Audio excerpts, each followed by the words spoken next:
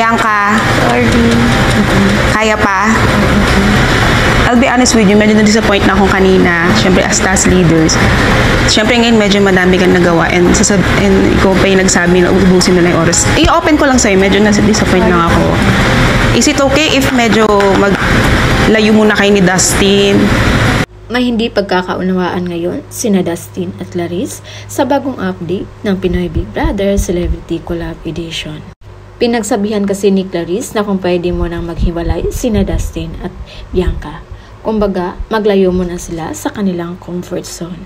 Pero dahil doon sa mutsaring komento ang inihayag ng mga netizens sa nangyari kina Dustin at Clarice. Ang hindi lang maintindihan ng lahat kung bakit kailangang paglayuin ni Clarice sina Dustin at Bianca.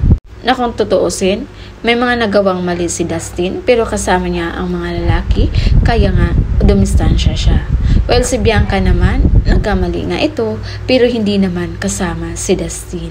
Naging questionable tuloy ang naging dating ni Clarice dahil ang sabi niya para sa lahat ang ginawa nila.